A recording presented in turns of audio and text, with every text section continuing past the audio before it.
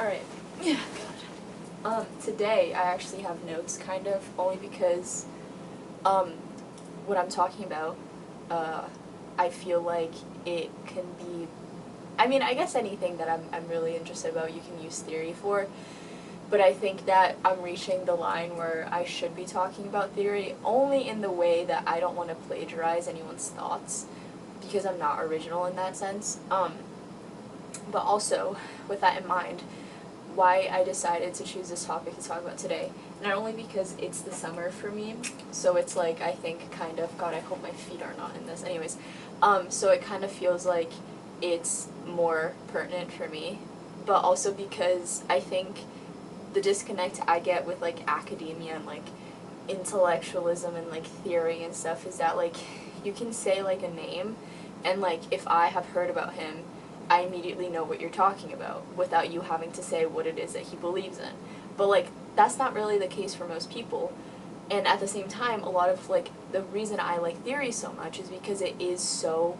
like, affects everyone in some way, shape, or form, but people just, like, aren't aware about it, you know? But I feel like with this specific, like, topic about, like, the tourist gaze and, like, its implications, it's something that people talk about so often without even, like, knowing that it's something that is talked about in academia, and, like, the idea of, like, the gaze. It sounds like I see the gays, it kills me. Like, the gays as in, like, queer people. Anyways, God. And so I thought it would be interesting to kind of bring in theorists that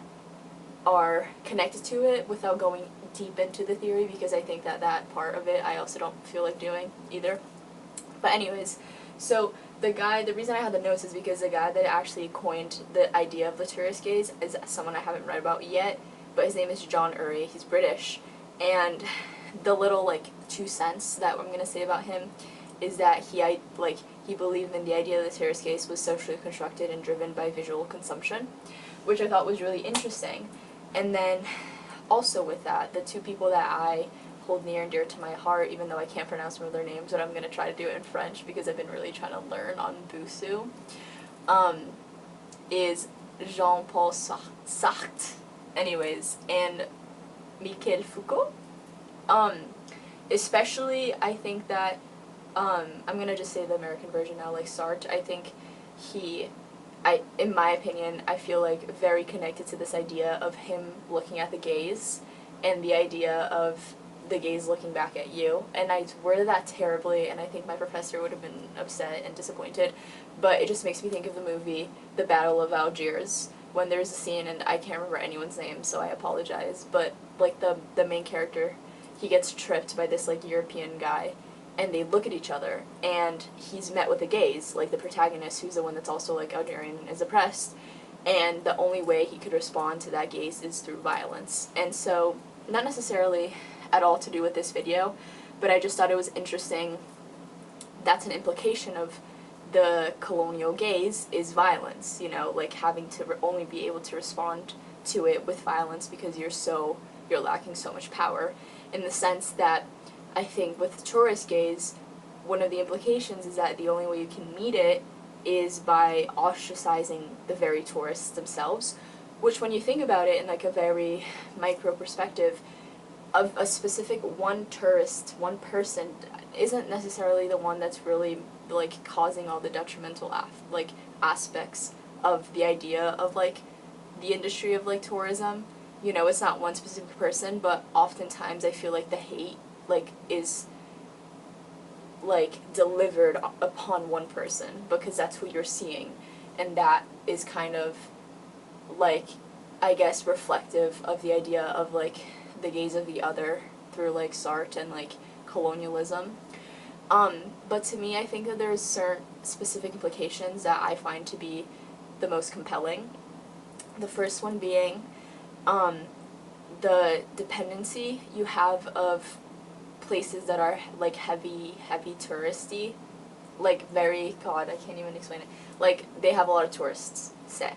And then the other implication that I think is interesting is the fact that we're all tourists. You know, you can go to any place and visit any place and try to, like, act like a local, but the very notion that you're trying to act like a local makes you a tourist, you know? And so I think those two are very powerful, and I think part of the reason why people find it to be such a compelling thing to talk about. And so the first one is this idea that you take any like small, let's say European, just for the sake of this place, like, I don't know, you can say like Venice or Florence, right? Like, I'm pretty sure, I'm not entirely sure what place I got this statistics from, but it was like, they have like their original population, and then like during tourist season it like multiplies by like 3 times. And so like the very basic logistical point of view of like, where do these people stay, like how are you going to be able to like house this many people this concentrated in the year, when obviously historically this isn't a place that can house that many people. And so like I feel like the idea of housing and how that implicates not only like the people that live there full time, but also like the idea that you had so much more traffic, so much like more like noise pollution, just because there are so many more people that are embedding themselves into your culture, that they don't know how to actually act in that atmosphere, and they don't really care. Like, you're not gonna go to like visit a place, and I mean, if you're a good person, maybe you would, but like most people, they're not gonna research the culture beforehand if they're gonna stay there for a week. You know, they're gonna go stay there, they're gonna go visit places they want to see, they're gonna eat the food that they want, and then they're gonna leave. Not think about it except for the memories they created there that are entirely exotic and have nothing to do really with the local life. But then on the flip side of that, and I do think that this is one coin with 2 different sides, is the fact that a lot of these places, their economy is completely dependent on tourists. You know, it's like the amount of money they make throughout the years of which there isn't a tourist season does not compare to the amount of money they make during tourist seasons. Because not only are people buying so much like food and so much just random shit, but also like you can charge them so much more money and they're not going to say no because they can't. But at the same time, what I think that you have to be careful when you're doing that is kind of invalidating the locals' feelings and emotions. Like, just because their very livelihood is dependent on people that don't actually care about them doesn't mean that that should be a valid enough reason for them to keep doing what they're doing, you know? And I think that that sometimes is something people forget, because my family and I, we talk about it a lot because we're fortunate enough that we travel a lot. Even my dad, he travels a lot for work, and it's like, we're so obviously so aware of being tourists, and there's that feeling of being like, God, why do they hate us so much? And it kind of goes back to the same idea that there's a lot of hatred that is embedded into every single interpersonal connection or interaction you have with people that aren't tourists versus the tourists. And it's like, at the end of the day, you know, what I'm doing, what my family's doing is not really like comparable to like the damage that's actually being caused by that system, but we're still complicit in it and we're enabling it. And so it the upsetness and the anger is understandable, but it's not necessarily understandable when you're experiencing it. And that kind of goes to my other point of, because everybody is a tourist. Like, in the sense that I'm obviously assuming in this like,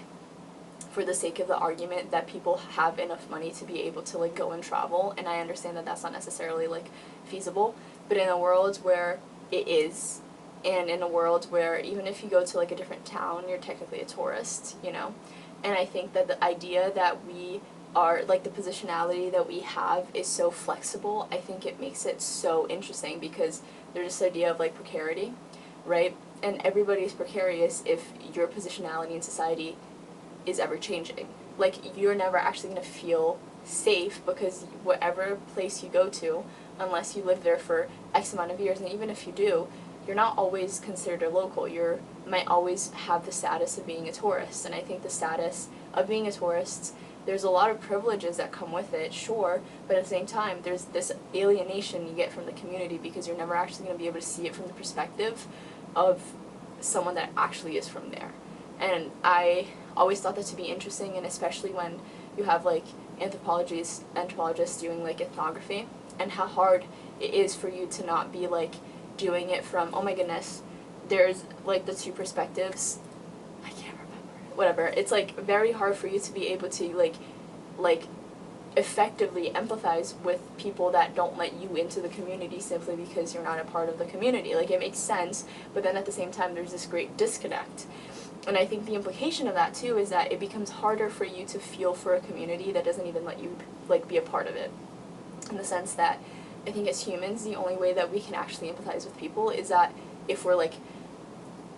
theoretically welcomed into that community. And so, like, if you're a tourist and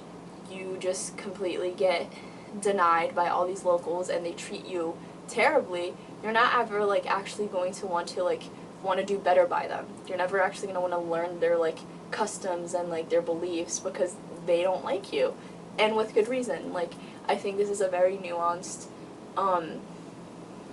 case, because it's like, it's hard for you to then be like, to be able to feel good about yourself by telling that the tourists are the ones that have to, like, be the bigger person. Because I've always been so pissed off by, like, the bigger person argument. Like, truly, I think it is a very hard thing to do. And I think it's such a deeply embedded implication that it's like,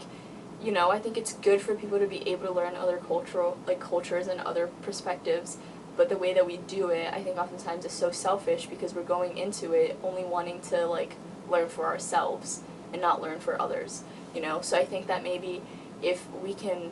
remodel the idea of tourism and how we go about doing it, I think it would become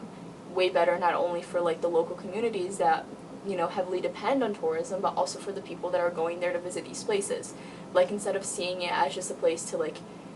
be at, like, peace and, like, have it as just a vacation of, like, you don't have to think about anything. Like, you still have the responsibility of being a decent human being, even though this isn't your home, you know? And I think that to reach that, you can make an argument that it's about capitalism, but I don't know, I think it's a very personal thing. It's a personal journey, and I'm not going to sit here and tell people how to live their lives, but I think that it's something that it's worth thinking about, you know?